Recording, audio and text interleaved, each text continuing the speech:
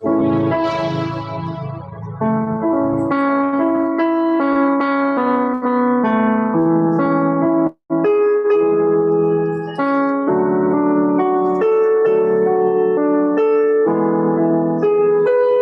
días. Buenos días. ¿Me escuchan? No.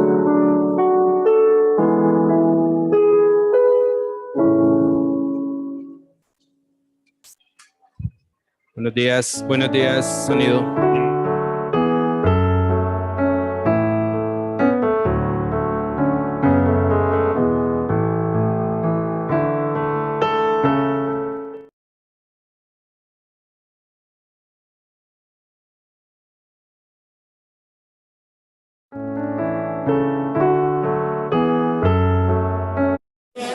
Qué gozo es estar nuevamente compartiendo la palabra de Dios. Bueno, seguimos estudiando la epístola de Judas, así que les animo a que abran sus Biblias allí en esta preciosa carta de Judas. Bien, hoy vamos a ir directamente al texto. Vamos a estar, bueno, ya vimos la introducción, ya vimos un poco el contexto también de esta carta. Y bueno, vamos a avanzar con el estudio en esta mañana. Bueno, mi esposa estuvo revisando la grabación de la predicación porque pues ella tiene que estar con los niños y me dijo, te demoraste 1 hora y 10 minutos. Yo dije, ¿en serio? Me dijo, sí, 1 hora y 10 minutos. Y yo pensé, dije, qué pena con los hermanos. Y le dije, qué pena. Por eso yo dije, no, me voy a comprometer de ahora en adelante a volver a hacer predicaciones tan cortas. No voy a volver a predicar tan corto porque pues da pena realmente. Entonces, bueno, no, ya hoy no hay introducción, ahora sí vamos directamente al texto. Así que acompáñeme por favor, Judas, versículos 5 al 10. Vamos a estar en esta mañana meditando la palabra de Dios. Judas, versículos 5 al versículo número 10. Dice la palabra de Dios, mas quiero recordaros, ya que una vez lo habéis sabido, que el Señor, habiendo salvado al pueblo, sacándolo de Egipto, después destruyó a los que no creyeron y a los ángeles que no guardaron su dignidad, sino que abandonaron su propia morada, los ha guardado bajo oscuridad en prisiones eternas para el juicio del gran día. Como Sodoma y Gomorra y las ciudades vecinas, las cuales de la misma manera que aquellos, habiendo fornicado e ido en pos de vicios contra naturaleza, fueron puestas por ejemplo, sufriendo el castigo del fuego eterno. No obstante, de la misma manera también estos soñadores mancillan la carne, rechazan la autoridad y blasfeman de las potestades superiores. Pero cuando el arcángel Miguel contendía con el diablo, disputando con él por el cuerpo de Moisés, no se atrevió a proferir juicio de maldición contra él, sino que dijo, el Señor te reprenda. Pero estos blasfeman de cuantas cosas no conocen, y en las que por naturaleza conocen, se corrompen como animales irracionales. Bien, vamos a orar y continuamos. Padre Santo, te damos gracias en esta mañana, Señor. Gracias por tu palabra. Gracias por el tiempo de escuela dominical. Gracias, Señor, por permitirnos alabarte y adorarte. Señor, te pedimos en esta mañana por tu iglesia. Te pedimos, Señor, por nuestros hermanos que están débiles en la fe y débiles, Señor, físicamente. Te pedimos que les ayudes, les fortalezcas.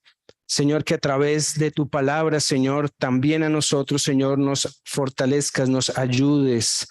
Y que tu palabra, Señor, sea el alimento para nuestra alma, el alimento que necesitamos, Señor, para ser fortalecidos en la fe, para vivir, Señor, de la manera en que tú deseas.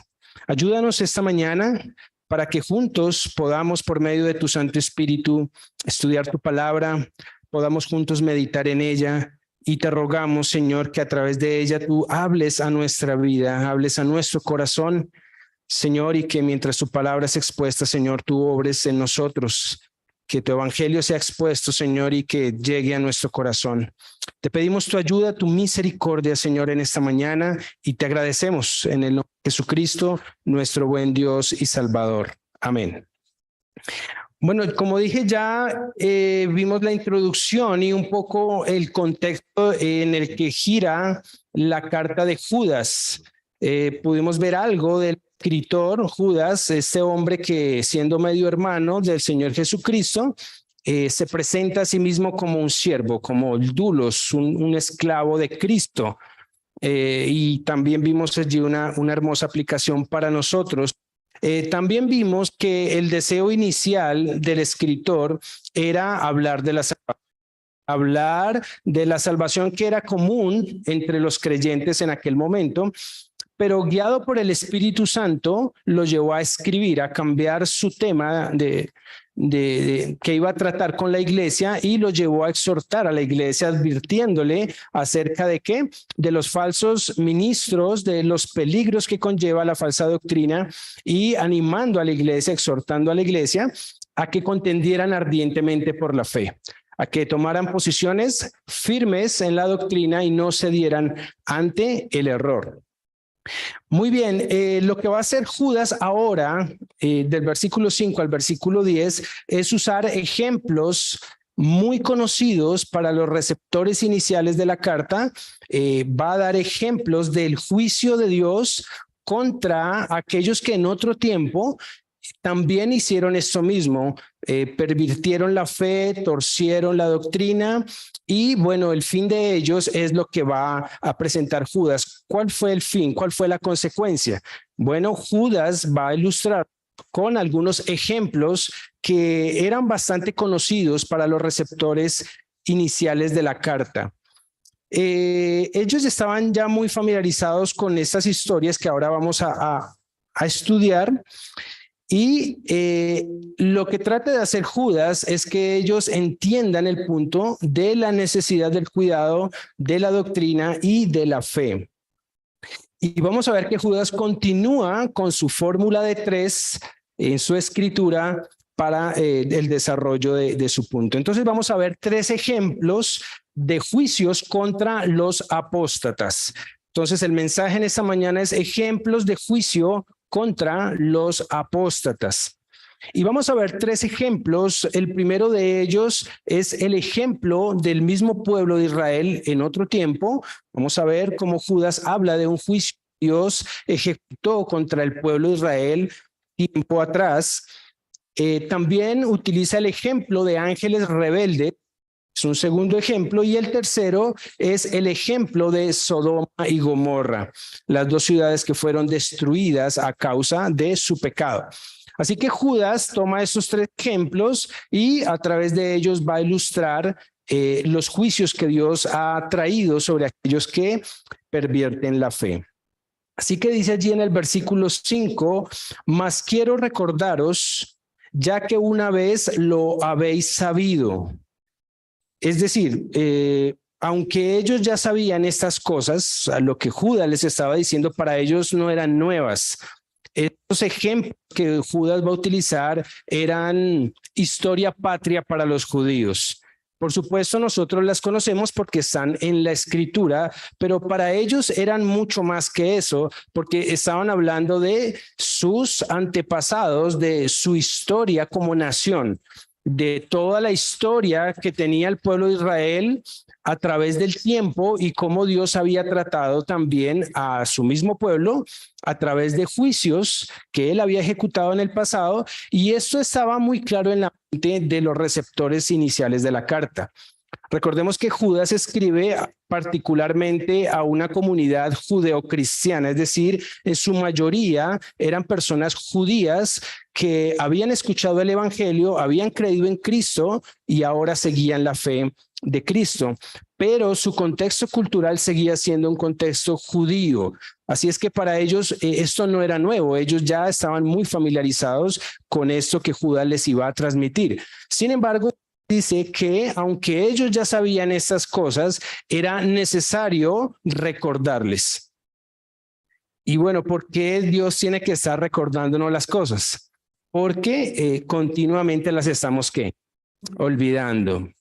Pablo también cuando escribe sus cartas dice, mis hermanos, aunque ya saben esto, les vuelvo a escribir las mismas cosas. Para mí no es molesto y para vosotros es necesario.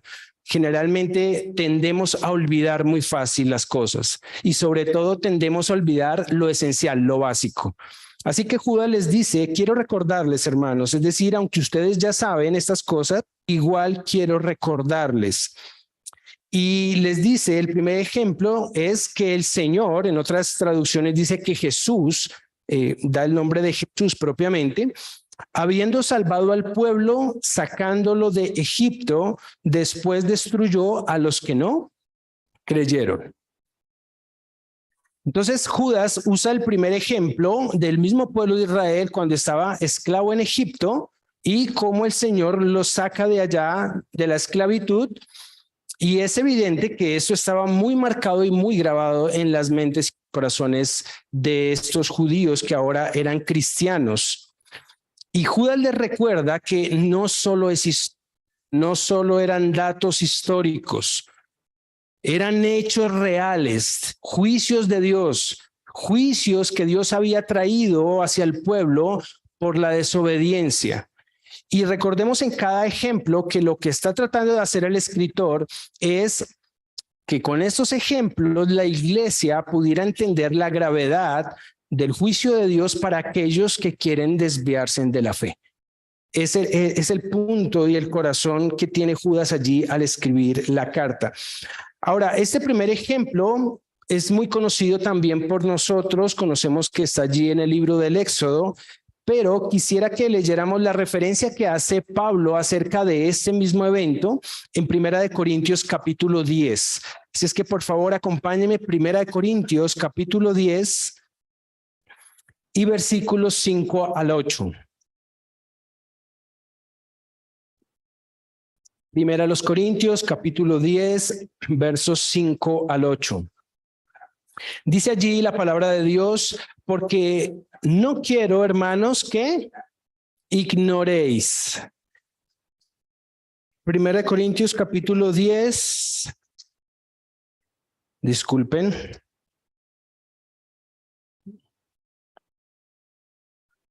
Capítulo 10, versículos, versículos de hecho 1 en adelante. Sí, perdón, versículos 1 en adelante, allí en 1 Corintios 10. Dice, porque no quiero, hermanos, que ignoréis que nuestros padres todos estuvieron bajo la nube y todos pasaron el mar. ¿Estamos allí? Amén. Muy bien. Y quiero que por favor noten en todo este pasaje la palabra todos. Miremos cómo se repite, porque no quiero, hermanos, que ignoréis que nuestros padres, todos, estuvieron bajo la nube y todos pasaron el mar. Y todos en Moisés fueron, ¿qué? Bautizados en la nube y en el mar, y todos comieron el mismo alimento espiritual y todos bebieron la misma bebida espiritual porque bebían de la roca espiritual que los seguía, y la roca era Cristo. Notemos que en estos versos el énfasis es todos. Lo que Pablo está diciendo es que el pueblo de Israel en su totalidad tuvieron esta experiencia, o sea, todos fueron bautizados, todos por medio de Moisés atravesaron el mar, todos estuvieron allí alimentándose con el maná que el Señor les enviaba, todos bebieron de la misma roca espiritual que los seguía. O sea, la experiencia fue de todo el pueblo, es el énfasis del apóstol Pablo. Dice, pero de los más de ellos, o mejor, pero la mayoría de ellos, no se agradó Dios, por lo cual quedaron postrados en el desierto. Qué tremendo. Todo el pueblo en su totalidad experimentó el poder de Dios, experimentó la fidelidad de Dios y el amor de Dios, pero de la gran mayoría de ellos dice que Dios no se agradó. ¿Y qué pasó con ellos? Dice que quedaron postrados en el desierto, es decir, murieron allí en el desierto. Sabemos que esa generación pereció, que fue la segunda generación la que entró con Josué allí a la tierra prometida. Dice más, estas cosas sucedieron como, ¿qué? Como ejemplos para nosotros, para que no codiciemos cosas malas como ellos codiciaron, ni seáis idólatras como algunos de ellos. Según está escrito, se sentó el pueblo a comer y a beber y se levantó a jugar. Ni forniquemos como algunos de ellos fornicaron y cayeron en un día 23,000. Esto es un juicio terrible. Hermanos, 23,000 personas murieron en un solo día por el juicio de Dios. Dice, ni tentemos al Señor como también algunos de ellos le tentaron y perecieron por las serpientes, otro juicio del Señor.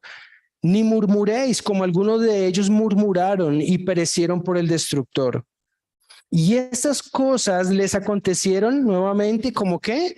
Como ejemplo, y están escritas para amonestarnos a nosotros, como lo está haciendo Judas, nos está amonestando a quienes han alcanzado los fines de los siglos. Así que el que piensa estar firme, mire que no caiga. Generalmente usamos esta última parte del pasaje hablando de cuidar nuestra vida, de cuidar nuestra fe. Y miremos que en qué contexto se encuentra. Y es interesante porque no dice el que está firme, sino el que piensa estar firme. Si lo interpretamos a la luz del contexto, lo que está diciendo es que el pueblo de Israel, todos ellos pasaron por la nube, todos ellos experimentaron la gloria, el poder de Dios y creyeron estar firmes, pensaron que estaban firmes. Pero dice el texto que de la mayoría de ellos no se agradó Dios, sino que murieron, quedaron tendidos en el desierto. O sea, lo que está diciendo el texto, el que crea que es creyente, mire que sea así. El contexto está diciendo, ellos todos creyeron estar firmes, pero no lo estaban. Por eso el que crea estar firme o el que piensa estar firme, mire que ¿qué? Que no caiga. La mayoría de ellos experimentaron el poder de Dios, pero también, todos, pero la mayoría murieron, cayeron bajo el poder de Dios, el juicio de Dios. Y Dios liberó a Israel de Egipto con grandes milagros, con brazo poderoso, con mano levantada, dice la palabra de Dios. Ellos vieron los milagros que Dios hizo, las señales que Dios hizo ante Faraón para sacarlos de Egipto. Siempre pienso en eso y digo, debió haber sido impactante ver cómo Dios traía estos juicios y los juicios caían sobre Egipto y el pueblo de Israel estaba allí tranquilo y en paz. Ellos lo vieron, experimentaron el cuidado de Dios, el poder de Dios. Por supuesto, sabemos la historia, cómo Dios los saca de Egipto. A través del desierto también los milagros que Dios hace, los alimenta por 40 años con maná, no sembraban, no trabajaban, pero obtenían comida. Uy, tan chévere vivir así, ¿no? O sea, sí, no. Dice también que su calzado y su vestido nunca, ¿qué? Envejecieron, o sea, todos los días se estrenaban, no se enfermaban. Eso es maravilloso, porque bueno, sí, no había EPS en el desierto. Y todas estas maravillas de Dios, el cuidado de Dios, todo el pueblo lo experimentó, todos ellos lo experimentaron. La conclusión lógica debió ser que todo el pueblo creyese en ese Dios poderoso que los estaba sacando. Pero el resultado fue lo contrario, la mayoría de ellos se volvieron incrédulos. Y aquí el problema es la incredulidad. Porque después de ver esos milagros, después de ver todo lo que había hecho a favor de ellos, cayeron en incredulidad. ¿Cómo es posible? ¿Cómo es posible después de ver el poder de Dios a través de esto, de una forma física, visible, palpable, terminen por no creer en ese Dios que los sacó de Egipto.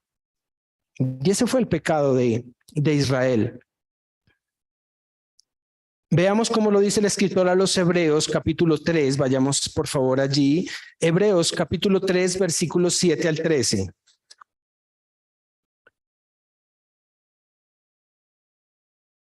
Hebreos, capítulo 3, versículos 7 al 13.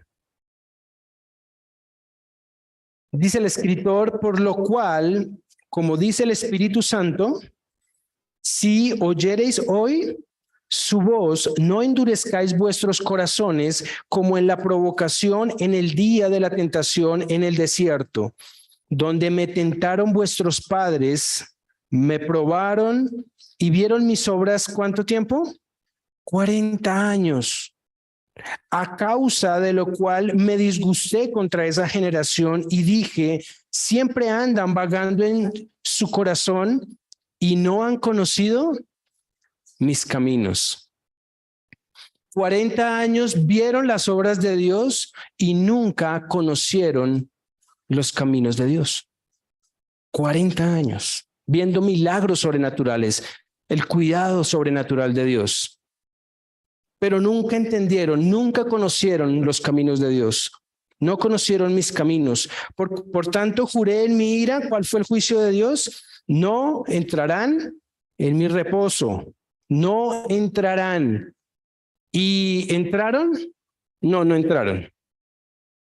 Quedaron tendidos en el desierto. Dios dijo, no entrarán. Aún Moisés no entró en la tierra prometida. Fue la siguiente generación, por medio de Josué, lo estamos estudiando con el pastor Wilson, que entró a la tierra prometida. Pero de esa generación que vio los milagros, que vio el poder de Dios, que palpó la gloria de Dios, vieron a Dios manifestarse en el Sinaí, no creyeron, terminaron en incredulidad. Y dice que Dios no se agradó de ellos y no entraron en el reposo de Dios. ¿Cuál es la exhortación del escritor a los Hebreos? Mirad, hermanos, que no haya ninguno de vosotros, ¿qué? Corazón malo de incredulidad. ¿Cuál fue el pecado de Israel? La incredulidad. La incredulidad. Que ninguno tenga un corazón malo de incredulidad para apartarse del Dios vivo. Antes, exhortados los unos a los otros cada día, entre tanto que se dice hoy, para que ninguno de vosotros se endurezca por el engaño del pecado. ¿Cuántas veces este pueblo vio la gloria de Dios y el poder de Dios? Muchas veces. Pero terminaron en la incredulidad y murieron por el juicio de Dios por esa incredulidad. ¿Cuántas veces has escuchado el evangelio? ¿Cuántas veces has escuchado que te predican a Cristo? ¿Cuántas veces alguna persona te ha dicho, mira, tienes que colocar tu fe en Jesucristo? Este pueblo duró 40 años viendo las obras de Dios. Era una predicación del poder de Dios. Era una predicación de que Jesús los sacó de Egipto y de que tenían que confiar en Él para entrar en el reposo de Dios. No creyeron. Podemos estar mucho tiempo yendo a una iglesia. Podemos estar mucho tiempo escuchando predicaciones. La pregunta es, ¿cómo está tu corazón? ¿Realmente tu corazón cree en Cristo? ¿Es cierto? Porque este pueblo vio milagros. Este pueblo vio a un mar abrirse. Y aún así no creyeron. Hoy día se habla mucho del tema de ver para creer, milagros, señales, muéstrame un milagro, yo quiero ver si es cierto. Las evidencias físicas del poder de Dios nunca han ayudado a la fe. Lo vemos en el pueblo de Israel. La Biblia dice lo contrario, no que tienes que ver para creer. Hebreos dice que tienes que creer y verás, cree y verás la gloria de Dios. Este es el primer ejemplo que utiliza Judas y creo que la aplicación es muy importante, hermanos. No endurezcamos el corazón. Si has escuchado el evangelio, hermano, Dios te está llamando, Dios te está diciendo, como a este pueblo por medio de los milagros, tienes que colocar tu fe en mí, tienes que creer en Cristo. De la mayoría de ellos, Dios no se agradó, murieron, Dios trajo juicio sobre ellos y su pecado fue la incredulidad. Hermanos, no juguemos con el pecado, no juguemos con el pecado. Debemos tener un arrepentimiento continuo. Y debemos examinar siempre en nuestro corazón. Podemos estar mucho tiempo escuchando la voz de Dios y como ellos quizá terminar en incredulidad. Por eso dice el escritor que debemos procurar examinarnos, no que haya alguno de corazón tan malo que haya incredulidad después de ver el poder de Dios. Así que este juicio también lo utiliza Judas para que la iglesia entienda que Dios castiga, que Dios trae juicio sobre el pecado y que Dios trae juicio sobre la apostasía, que es el punto de Judas. De esto se trata este primer ejemplo. Los apóstatas a los cuales se está refiriendo Judas eran incrédulos. Incrédulos. O sea, no creían en Cristo realmente. O sea, estas personas que se habían infiltrado en la iglesia no eran creyentes. Parecían creyentes, tenían una apariencia de ser creyentes, pero no eran creyentes. Y ya el Señor Jesús también los había identificado. Así que Judas utiliza este primer ejemplo y dice que el juicio de Dios vino sobre los judíos que no creyeron y fueron destruidos. Ahora, la idea del escritor, por supuesto, es dejar claro que los apóstatas recibirán el juicio de Dios. Así es que continúa allí con los ejemplos. Versículo 6 va a utilizar un segundo ejemplo el escritor. Dice, y a los ángeles que no guardaron su dignidad, sino que abandonaron su propia morada, los ha guardado bajo oscuridad en prisiones eternas para el juicio del gran día. Así que el segundo ejemplo que utiliza Judas es el ejemplo de los ángeles que pecaron al rebelarse contra Dios. Bueno, hay un poco de discusión referente a este pasaje o a la referencia que Judas, pero por el contexto vamos a ver que lo correcto es que Judas se está refiriendo al capítulo 6 de Génesis. Por favor, vayamos allí, Génesis capítulo 6, y vamos a ver qué ocurrió con los ángeles y por qué Judas los utiliza también como ejemplo de juicio de Dios contra la apostasía. Génesis capítulo 6, verso 1 en adelante. Dice, aconteció que cuando comenzaron los hombres a multiplicarse sobre la faz de la tierra y les nacieron hijas, que viendo los hijos de Dios que las hijas de los hombres eran hermosas, tomaron para sí mujeres, escogiendo entre todas. Por supuesto, la referencia aquí a hijos de Dios es una referencia a ángeles. El 90% de las veces que en el texto del Antiguo Testamento se habla de hijos de Dios está refiriéndose a ángeles. Creo que la intención del autor era aclarar el punto. De no ser así, quizá hubiera escrito los hijos de la descendencia de Caín y las hijas de la descendencia de Set, pero no creo que sea así. Dice, los hijos de Dios vieron que las hijas de los hombres, hablando de la raza humana, eran hermosas, tomaron para sí mujeres, escogiendo entre todas. Y dijo Jehová, no contenderá mi espíritu con el hombre para siempre, porque ciertamente él es carne, mas serán sus días 120 años.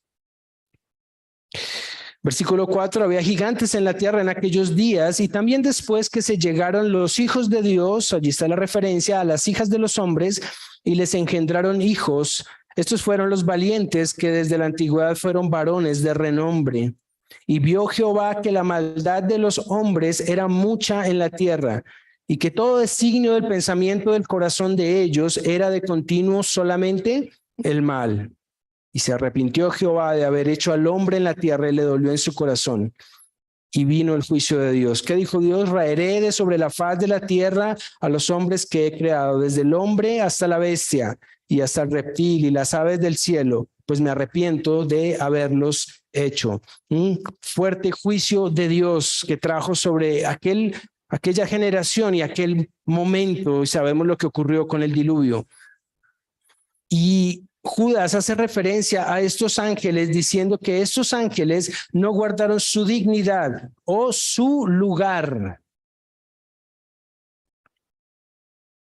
Y es evidente que hace referencia a un pecado, y es el mismo pecado que Sodoma y Gomorra. De hecho, en el versículo 7 dice, los cuales de la misma manera que aquellos. Es decir, Judas está haciendo una comparación entre las personas que vivían en Sodoma y Gomorra y estos ángeles, porque el pecado fue un pecado similar. Estos ángeles dejaron su lugar de autoridades, su lugar que Dios les había dado, el cielo, para venir y procrear con mujeres. Dice, no guardaron su dignidad o no guardaron su lugar. Como soldados que abandonan su patria, salen y dejan el trabajo que Dios les había encomendado. Por eso Judas utiliza este ejemplo, porque se trata de aquellos que han ido en contra de lo que Dios ha establecido. Dios coloca un modelo, un diseño, ¿y qué hace el hombre? Lo tuerce. Es la historia de la Biblia. Dios colocó un modelo y el hombre lo tuerce. Así es en toda la historia. El hombre no quiere sujetarse al modelo de Dios. Quiere tener su propio modelo. Lo estamos viendo en escuela dominical. Por esta razón, Dios condenó a prisiones de oscuridad a estos ángeles que se rebelaron contra la voluntad de Dios, que era que sirvieran como ángeles santos todo el tiempo y que le alabaran y le glorificaran. Pero Dios trajo juicio sobre ellos y dice que los ha guardado bajo prisiones de oscuridad, prisiones eternas. Esto Dios lo hizo para que esos ángeles no volvieran a cometer el mismo pecado, para que no ocurriera lo mismo. Dios tuvo que acabar con el mundo, tuvo que acabar con aquella generación por este pecado. Que Dios había establecido un orden, Dios había establecido un modelo. ¿Y qué hicieron los ángeles? Dañaron el modelo, torcieron el modelo y ahora querían una nueva raza, una raza diferente al que Dios había establecido para el hombre. ¿Y qué pasó? Vino juicio de parte de Dios. Dios los condena a prisiones de oscuridad. Y por supuesto, los receptores de la carta estaban muy familiarizados con esto, sabían lo que había ocurrido, sabían que Dios había traído juicio por esta razón, por esta causa, y lo que Judas está haciendo es advertirles, señalarles que el juicio de Dios viene cuando dañamos, torcemos el modelo que él ha establecido. Y vemos que tanto en el siguiente ejemplo como en este, ambos pervirtieron el modelo de Dios, la doctrina correcta, y se desviaron cometiendo hechos vergonzosos. Ya lo vamos a ver. Ahora, la aplicación es: si los seres más altos de la creación, los ángeles, que fueron creados en un estado de perfección y tienen más conocimiento de Dios que tú y yo y que todos juntos, si esos ángeles que conocían a Dios experimentalmente y alababan delante de él día y noche, antes de que por supuesto se rebelaran, y conocían mucho más de Dios de lo que nosotros conocemos de Dios, aún así no quisieron el modelo que Dios les estableció, sino que cambiaron el modelo. Ellos sabían y saben más doctrina que todos los teólogos del mundo reunidos, y aún así fallaron, pecaron y Dios trajo juicio sobre ellos.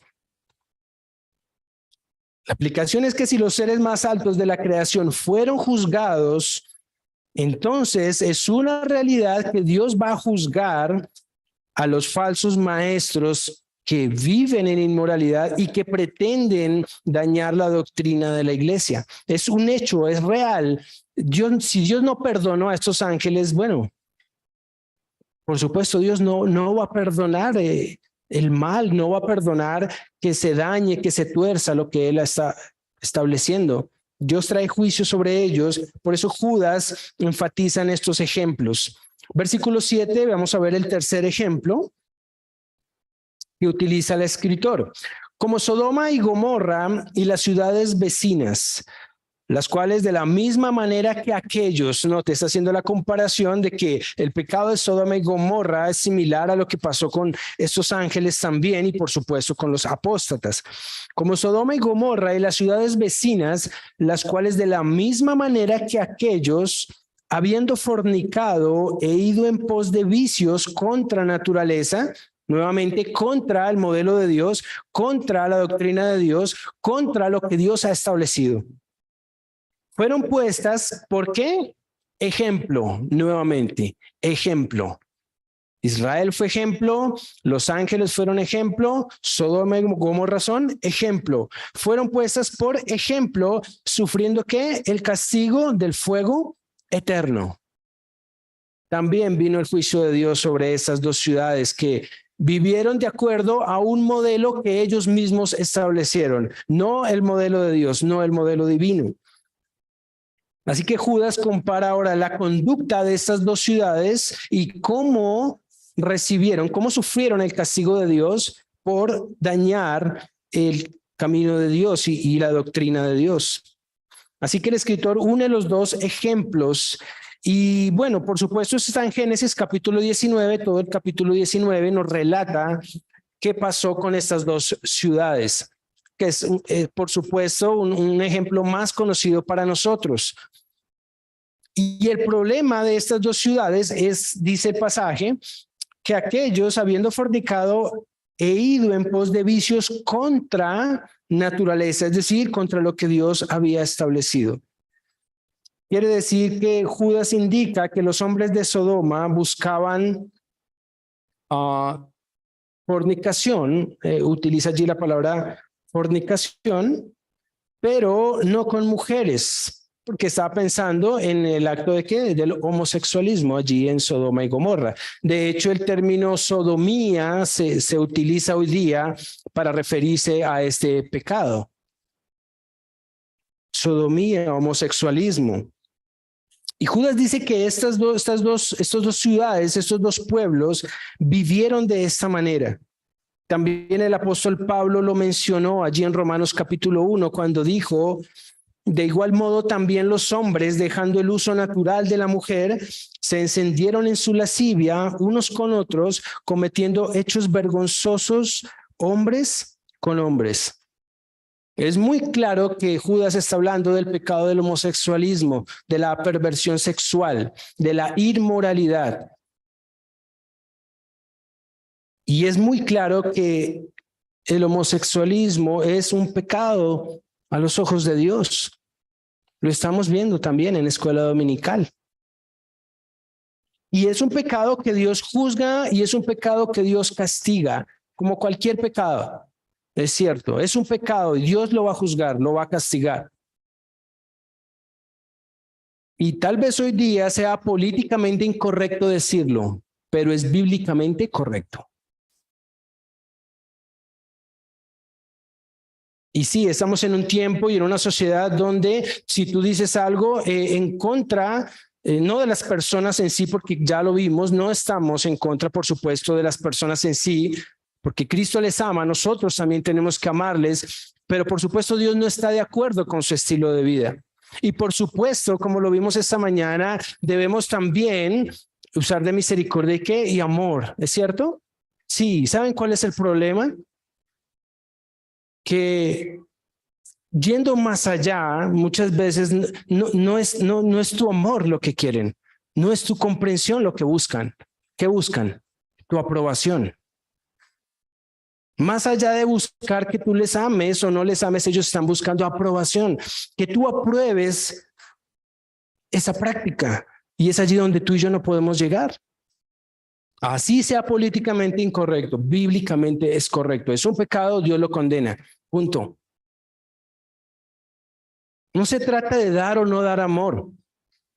Que muchas veces lo que se busca no es eso, se busca es aprobación, que tú apruebes una conducta de vida así y que tú estés de acuerdo con ellos. No. Nuestra postura debe ser firme. Es un pecado, Dios lo juzga, Dios no está de acuerdo. Dios no está de acuerdo que tú vivas así. Dios te ama, pero Dios no está de acuerdo que tú vivas así. Tú no puedes aprobar la conducta. Debemos amar y predicar a Cristo, pero no podemos aprobar la conducta. Estas personas de Sodoma y Gomorra, esos hombres, bueno, el relato es tremendo. Tú y yo lo conocemos. Era la situación donde dice que vinieron ángeles, tomaron forma humana y trataron de sacar a Lot. ¿Recuerdan? Sacar a Lot de allí, de ese lugar. ¿Y qué hacen los hombres? Dice que rodearon la casa de Lot. Y le dijeron, oye, saca a estos hombres que han venido para que les conozcamos. Por supuesto, tú y yo sabemos que no era para charlar ni tomarse un café. Está hablando de tener relaciones sexuales con ellos, porque seguramente esos ángeles tenían una apariencia hermosa y esos hombres querían tener relaciones sexuales con ellos. Y bueno, ¿qué les dice Lot? Les dice, hermanos, hermanos. Y bueno, no sé hasta dónde Sodoma y Gomorra estaba ya en el corazón, en el pensamiento de Lot, que les llama hermanos. No, ni primos. No, eso, o sea, ¿cómo que hermanos? Pero les dice hermanos, dice, no hagáis tal cosa porque esos hombres han venido a ampararse bajo mi techo. Por supuesto, la ley, bueno, la cultura y la ley judía hacía que aquel que hospedaba a alguien era responsable por la vida de ese alguien que se hospedaba con él. Y pues culturalmente estaba bien protegerlos, pero pues lo que hace Lot no tiene sentido. Oigan, dejen a esos hombres tranquilos, yo les daré a mis hijas que no han conocido varón y hagan con ellas lo que bien les parezca. Qué terrible decisión de Lot. Y dice que los ángeles no permitieron esto, sino que ¿qué hicieron? Trajeron ceguera, hirieron con ceguera a estos hombres. Dice que desde el mayor hasta el menor de ellos.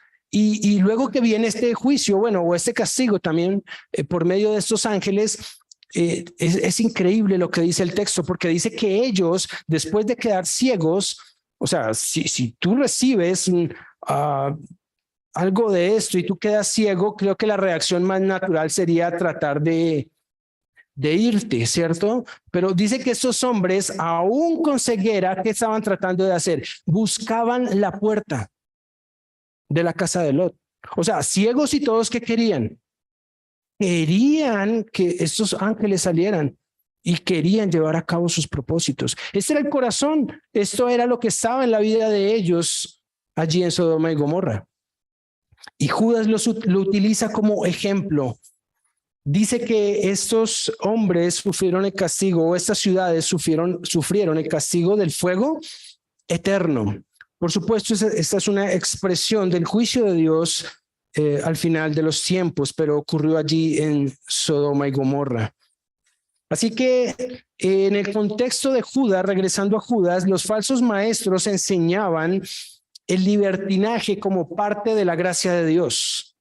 Y lo que quiere Judas dejar claro es que la inmoralidad y el libertinaje traen juicio de Dios, traen consecuencias. Entonces la respuesta de Judas a esto son esos tres ejemplos de juicio que hemos visto, en contraste con los falsos maestros que estaban pregonando falsa doctrina en aquel momento en la iglesia, y por lo cual Judas estaba muy preocupado y por lo cual dice que le fue necesario que escribirles, exhortándoles a que contendieran ardientemente por la fe. Bien, ahora Judas señala nuevamente otra fórmula de tres. Ahora Judas señala tres características de comportamiento de estos falsos maestros. Ya habló de tres ejemplos. Ahora va a hablar de tres características, tres aspectos de carácter que estos hombres manifestaban. ¿Por qué? Porque por sus frutos los conoceréis. Versículo 8.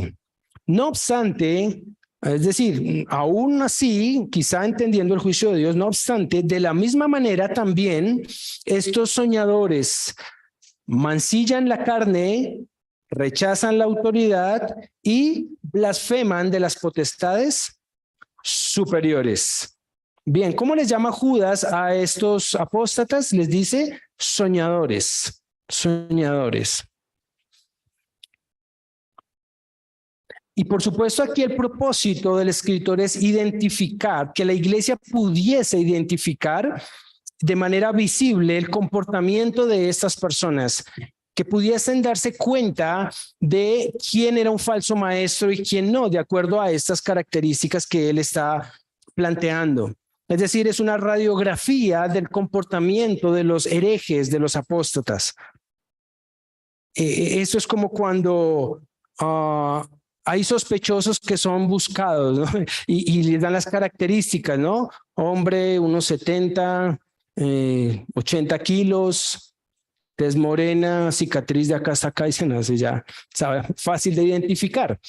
Sí, entonces dicen, no, con alguien así ya tú sabes que es alguien que lo están buscando. Lo que está haciendo Judas es darle como estas señales a la iglesia y decirle, tengan cuidado, hombre alto, hombre bajo, hombre, es lo que está haciendo Judas, dándoles indicaciones de cómo los pueden identificar, de cómo la iglesia puede mantenerse fuerte y firme ante el error y ante la falsa doctrina.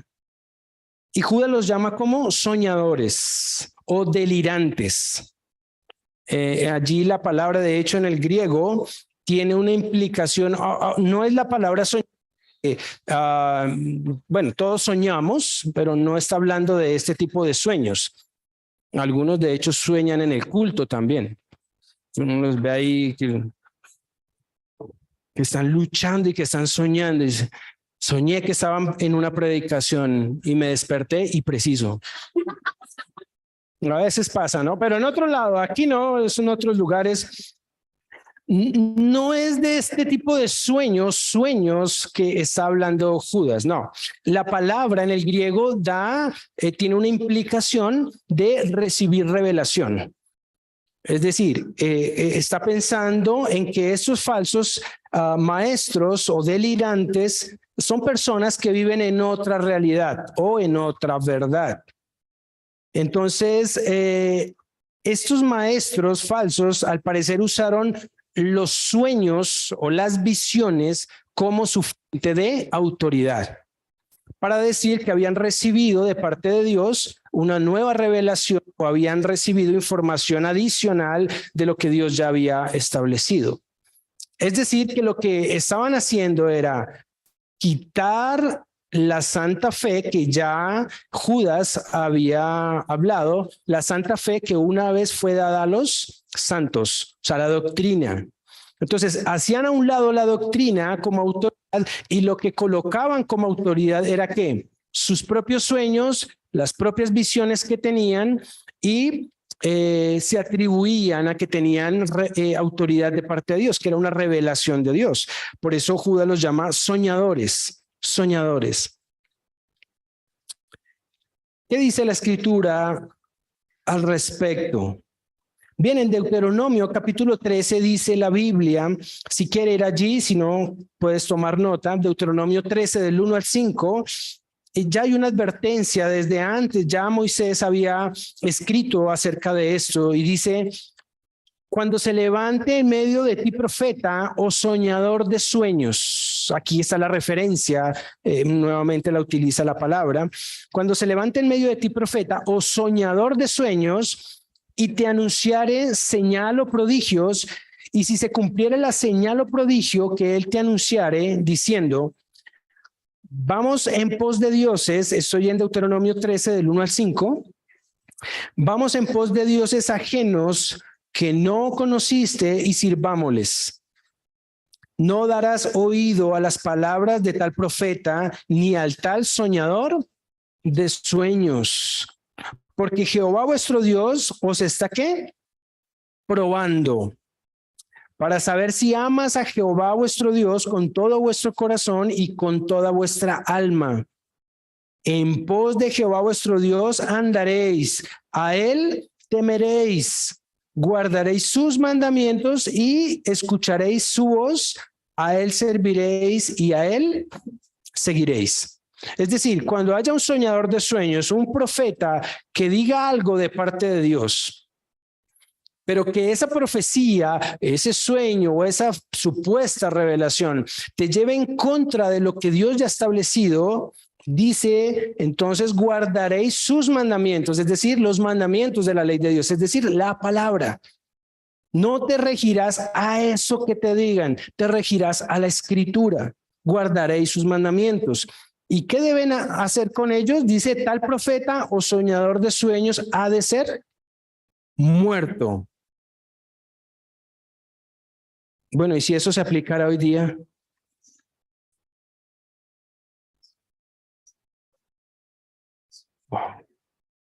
Diariamente, yo creo que tú escuchas también televangelistas, falsos ministros que se levantan y te dicen, Dios me acaba de revelar.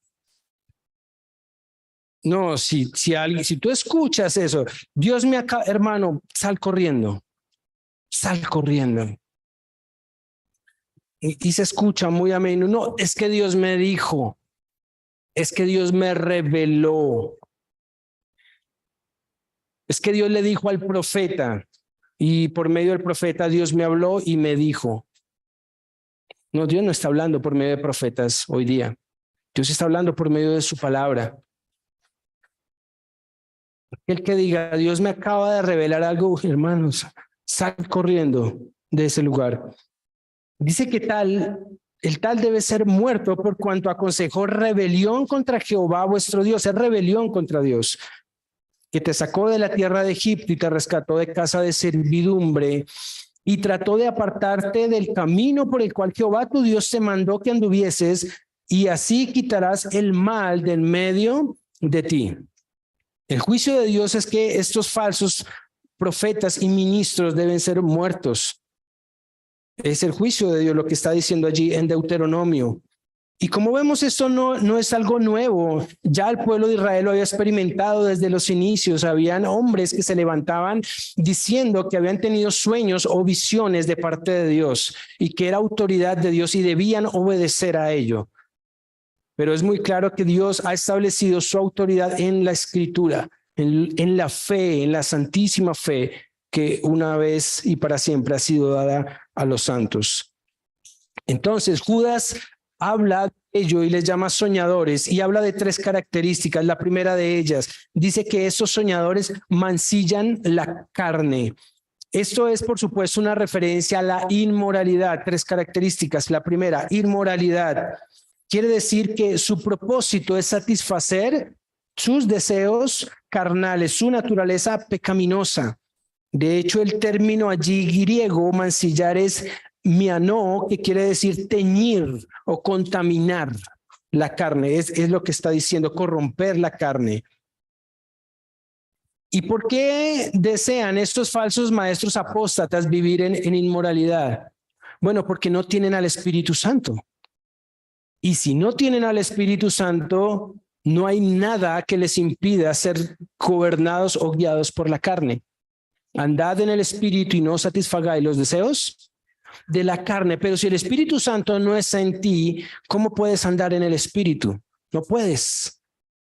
El resultado es vas a vivir una vida ¿qué? Carnal, inmoral, satisfaciendo constantemente ¿qué? La carne. Bueno, esto es lo que los apóstatas hacen. Ellos viven y hablan solamente para satisfacer su propia carnalidad, su propio pecado. Mancillan la carne. Es decir, que su falta de vida espiritual no les permite restringir sus deseos sensuales. Entonces viven de manera que inmoral. Otra característica de su comportamiento, dice Judas, rechazan la autoridad, o sea, son rebeldes. Esto es insubordinación, no se sujetan a la autoridad. No quieren que nadie les diga qué deben hacer. Nadie ni nada. Es decir, no aceptan la autoridad de Cristo sobre sus vidas. ¿Por qué? Porque yo soy el ungido de Jehová. No puedes decir nada contra el profeta de Dios. No puedes hablar nada en contra del ungido de Dios. No es así. Tú tienes que examinar muy bien lo que estás escuchando. Tienes que examinar si lo que te están enseñando, si lo que te están predicando es palabra de Dios o no lo es. Y la responsabilidad es de todos. Es mía. Yo debo juzgar si lo que yo estoy escuchando es bíblico o no es bíblico. No simplemente decir amén. Es nuestra responsabilidad ser como los de Berea, que no comían entero, que escudriñaban cada día para ver si estas cosas eran así. Pero no es así con estos falsos ministros, porque ellos no te dicen escudriña la Biblia. Ellos te dicen tienes que hacer esto porque yo soy el ungido de Jehová y Dios me lo ha revelado. Y no puedes ir en contra de lo que Dios ha revelado. Entonces forman autoridad hacia sí mismos para llevar a cabo sus propósitos y vivir de manera inmoral. Y también rechazan la autoridad. Porque encima de ellos, ¿quién está? Nadie. Ellos son la cabeza. Entonces lo que digan es que correcto y debe obedecerse. Así que rechazan la autoridad, no se someten a Cristo, no se someten a la palabra de Dios, que es la autoridad final en fe y práctica. No se sujetan, no se someten, rechazan la autoridad. Hace muchos años confronté a uno de los grandes, confronté a uno de estos pseudopastores que era el líder principal de una de las congregaciones más grandes de Colombia. Y lo confronté con la escritura. Bueno, me sacaron con escolta. Fue así. Me sacaron con escolta. Me dijo, usted es un rebelde. Y me dijeron, usted no puede estar acá. Y dije, no, ni quiero. Usted no puede estar acá, tiene que irse. Usted no se sujeta a lo que aquí se está diciendo. Y le dije, tiene toda la razón. No me sujeto a lo que usted me dice. Yo me sujeto a lo que dice la escritura. Me dijo, pero es que usted está en contra de la autoridad de Dios. Le dije, no, el que está en contra de la autoridad eres tú, porque tú no te sujetas a la Biblia. Y le abrí la escritura y le dije, muéstrame en la Biblia algún versículo que me diga y que respalde lo que tú estás haciendo. ¿Sabe qué hizo? Cogió la Biblia, me la cerró, me la entregó. Me dijo, vete, tú eres un sectario. Así reaccionan esos hombres. ¿Por qué? Porque ellos no se sujetan a nada ni a nadie. Ellos son autoridad para sí mismos. Por supuesto, están por encima de la escritura. Y es el ejemplo de Judas, rechazan la autoridad. Y aunque usan la Biblia, tuercen versículos y alegorizan la Biblia en lugar de exponer literalmente lo que la escritura está diciendo. Y es la forma de ganar adeptos y de generar influencia en ellos. Así que sí, bueno, utilizan la Biblia, sí, claro. Pero hermanos, tuercen hasta un riel. He visto unas cosas, he escuchado unas cosas. Hermano, hasta un riel lo tuercen. Un versículo, le quitan media palabra y ya estuvo. Y cumple sus propósitos. ¿Por qué? Porque rechazan la autoridad de la escritura. Y también dice Judas que blasfeman de las potestades superiores. Eso es irreverencia. Entonces vimos inmoralidad, también vemos insubordinación, son rebeldes y también irreverencia. En este caso dice que blasfeman de las potestades superiores. Claramente está hablando de las autoridades angélicas. En el paralelo de segunda de Pedro de este mismo tema, Pedro lo dice de esta forma, dice, y mayormente a aquellos que siguiendo la carne, es muy parecida a la forma de escribir de Pedro, a la de Judas, siguiendo la carne andan en concupiscencia e inmundicia y desprecian el señorío. Ahí está, rechazan la autoridad. Atrevidos y contumaces. Dice, no temen decir mal de las potestades superiores. Mientras que los ángeles, que son mayores en fuerza y potencia, no pronuncian juicio de maldición contra ellas delante del Señor. Bueno, ¿por qué dice Judas o menciona que esos apóstatas herejes blasfeman de las potestades superiores? Bueno, ¿cómo lo hacen? Bueno, si recordamos en la escritura, dice que la ley de Dios fue dada por medio de ángeles. Allí en los Salmos está, en Deuteronomio está. La ley fue dada por medio de ángeles. Los ángeles participaron de una manera especial en la ley de Dios, cuando Dios dictó la ley allí también en el Sinaí. Ahora, Judas dice que estos apóstatas blasfeman contra ellos y contra el Señor al cual ellos sirven. Pero bueno, ¿cómo lo hacen?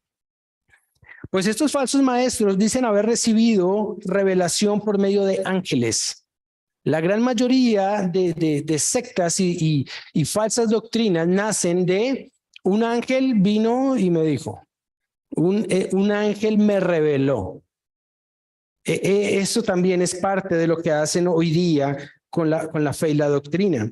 De esta manera son irreverentes ante los poderes angélicos, porque dicen que la revelación viene también a través de ángeles. Bueno, sabemos que sí puede ser a través de ángeles, pero ángeles caídos, demonios, que les transfieren cierto conocimiento y dicen que esto viene de parte de ángeles de Dios. Esto es blasfemar de los poderes superiores. Esto es blasfemar de las autoridades angélicas y, por supuesto, del Dios al cual ellos sirven. Así es que Judas nos da tres características, tres aspectos de carácter.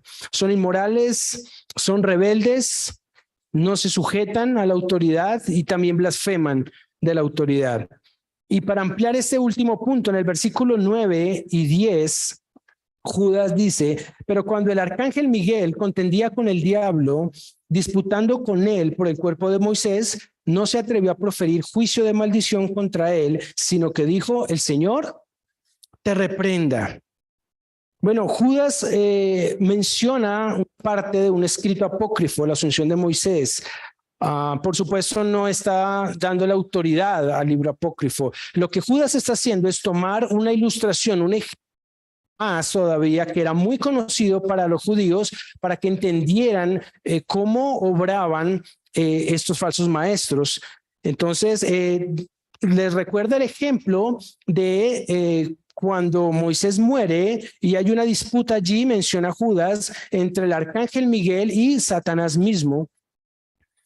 Y lo que Judas quiere ilustrar acá es el aspecto de la irreverencia, el irrespeto de estos hombres. Y coloca el ejemplo diciendo que Miguel, uno de los principales ángeles de Dios, un arcángel de Dios, dice que cuando disputaba con el diablo, con Satanás, por el cuerpo de Moisés, dice que no se atrevió a proferir juicio de maldición contra él. O sea, no se atrevió a juzgarle, aún sabiendo que Satanás era un ángel que caído.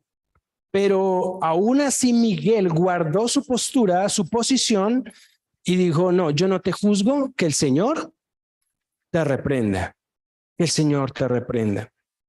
Él no tomó la posición de juez, sino refirió el caso al juez supremo, que es Cristo.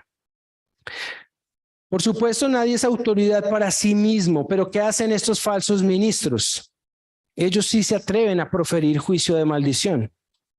Y creo que todos hemos escuchado cuando se atreven a hablar y a echar fuera a Satanás y a decir yo te ato y a decir no sé qué y que pueden echar fuera demonios y pueden dirigirse a Satanás y decirle, oye Satanás, vete de aquí, como si fuera Satanás allí un perrito, vete. O sea, no entienden, no saben. Si Miguel, que es un arcángel de Dios, que vive en perfecta santidad, ángeles de Dios, no se atrevió a juzgar a Satanás siendo un ángel caído, bueno, ¿cómo es que esos hombres sí lo hacen? Y blasfeman de las autoridades superiores y dicen tener autoridad para hacer esto, echar fuera demonios y echar a Satanás. No saben quién es Dios y tampoco saben quién es Satanás. Hermanos, nosotros no tenemos ninguna autoridad para estar echando fuera demonios ni atando a Satanás. No, nosotros no tenemos tal autoridad. ¿Qué dice Santiago? Someteos pues a Dios, resistid al diablo y de vosotros huirá. Él nos manda a someternos a Dios, no a que sometamos al diablo a nuestros. No, eso no está bien. Y las características de estos hombres, de esos apóstatas, es tener ese orgullo, esa reverencia. Es decir, no se sujetan a nadie y creen estar por encima de todos. Tanto así que se atreven a hablar directamente, a confrontar a Satanás directamente. Bueno, ni Miguel lo hizo, pero bueno, estos sí lo hacen.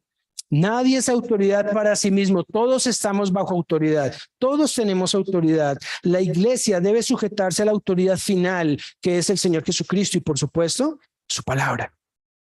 Pero estos hombres no lo hacen, dice Judas, versículo 10, pero estos blasfeman de cuantas cosas no conocen. O sea, las blasfemias de estos falsos provienen de qué? De su ignorancia. No conocen, no conocen. Recordemos que la autoridad de ellos no proviene de las escrituras y no proviene de ellas. ¿Por qué? Porque no las conocen. No conocen la doctrina. Recordemos que son soñadores. Judas los menciona como soñadores. La mayoría de estos falsos ministros nunca ha estudiado la palabra de Dios. No han estudiado la Biblia. No, un versículo, cierran la Biblia y nos vamos. Psicología, humanismo, todo es eso, humanismo, secularismo, positivismo, todos los sismos, ahí está. Ellos todo lo hacen, un versículo y terminan hablando de lo mismo de siempre, llevando autoridad sobre sí mismos, llevando a la iglesia incluso a las herejías y a torcer la doctrina. Y en las que por naturaleza conocen, es decir, son ignorantes, pero en las que por naturaleza o por lógica conocen, ¿qué hacen? Se corrompen como animales irracionales. Bueno, Judas les llama animales irracionales. ¿Y por qué? ¿Por qué los llama de esta forma? Porque estos falsos ministros no tienen discernimiento espiritual. Entonces hace una comparación un poco fuerte, pero un animal se guía ¿por qué? Por sus instintos, por sus instintos. Estos personajes se guían por sus instintos, lo que sienten. Entonces, de acuerdo a lo que sienten, lo veíamos también. Ahora es más importante los sentimientos, lo sensorial, que la autoridad de la palabra de Dios. Es que soy hombre, pero me siento mujer. No se trata de lo que sientas. Se trata de la realidad de la palabra, de lo que dice la palabra de Dios, de lo que tú eres, como Dios te ha hecho. Pero dice que ellos, como animales irracionales. ¿Y por qué es irracional? Porque se dejan guiar por su instinto, por lo que sienten. No, yo me siento así, entonces lo voy a hacer. ¿No? O no, hoy me siento triste, hoy no tengo al Espíritu. Y al siguiente día, entonces están gozosos, no, así, hoy sí tengo la unción. Es de acuerdo a cómo se sientan. O siento que el Señor me está guiando a decirte, o siento de parte de Dios. No es de Dios, por supuesto, es su instinto. Y Judas les dice que actúan como animales irracionales, es decir, lo poco que conocen por simple lógica, lo desvían porque están influenciados por lo que sienten. No tienen al Espíritu, son sensuales. Entonces no pueden guiarse por la palabra de Dios, se guían por lo que sienten. Hermanos, ningún cristiano, bueno, tenemos emociones, sentimientos, pero mi relación con Dios no puede depender de cómo me sienta. No, es que hoy me siento un poco triste, no oro. No, eso no tiene nada que ver. Debes orar porque tienes que estar en comunión con Dios. Tu gozo, tu comunión no puede depender de cómo te sientas. No, tiene que depender de lo que Dios te está diciendo en la Biblia. Y Dios nos dice, orad sin cesar, no os dejéis de congregar, estudiad las Escrituras. Esa es la realidad. Entonces dice Judas que se corrompen como animales irracionales. Hermanos, Judas nos ilustra el juicio sobre los apóstatas usando 3 ejemplos. Israel, los ángeles rebeldes, Sodoma y Gomorra. Nos muestra 3 características que distinguen a los falsos maestros para que los identifiquemos. La irreverencia, la inmoralidad, el irrespeto. Y finalmente utiliza este ejemplo de Miguel para hablar de estos apóstatas. Hermanos, debemos temer a Dios, someternos a su palabra, desechar el error y contender por la doctrina. es lo que debemos hacer. Hermanos, examinémoslo todo, retengamos lo bueno, pero no seamos pasivos ante el error. No podemos tomar posturas pasivas ante el error. Y estos juicios que Judas nos ha mencionado deben hacernos conscientes del gran peligro en el que vivimos actualmente. Que el Señor nos ayude para estar firmes, para defender la fe y para evitar estos juicios de Dios por la apostasía. Oramos. Padre amado, te damos gracias en esta mañana, Señor. Gracias por tu palabra. Gracias, Señor, por dejarnos una base de fe y práctica que es la Escritura, Señor. Ayúdanos, por favor, a sujetarnos a ella. Ayúdanos a vivir de acuerdo, Señor, a tu palabra, a tu voluntad. Ayúdanos, Señor, a seguir el modelo, el diseño que tú has establecido, Señor, para nuestras vidas, para nuestros hogares, para nuestra iglesia, Señor. Ayúdanos, Señor, para no caer en el error de ser flexibles, laxos o liberales, Señor, en cuanto a la doctrina o a la práctica, Señor. Ayúdanos, Señor, a no ser irreverentes, Señor, sino a sujetarnos a la autoridad de tu palabra, Señor. Danos el discernimiento, Señor, para juzgar lo que es correcto y lo que no es, Señor. Ayúdanos, Señor, para identificar el error y la mentira, Señor. Ayúdanos a guiarnos siempre por tu palabra, que tu Espíritu Santo nos guíe siempre a toda verdad que es en Cristo Jesús, nuestro Señor. Señor, ayúdanos para no caer en este error, Señor. Guarda tu iglesia, Señor, de el error, Señor, y de estos juicios que tú has establecido, Señor, para aquellos que quieran pervertir la fe. Señor, guárdanos en santidad, guárdanos en obediencia y ayúdanos, Señor, a hacer luz en medio de un mundo, Señor, que cada día, Señor, está más errado y que cada día quiere estar más alejado, Señor, de tu modelo, de lo que tú has establecido, Señor. Ayúdanos, Señor, a corregir en amor, pero ayúdanos, Señor, a no caer en el error de aprobar lo que no es correcto. Señor, guarda nuestras vidas, nuestro corazón y ayúdanos a mantenernos firmes, Señor, contendiendo ardientemente por la fe. Te damos gracias, pedimos tu bendición y tu ayuda en el nombre de Jesucristo, nuestro buen Dios y Salvador. Amén.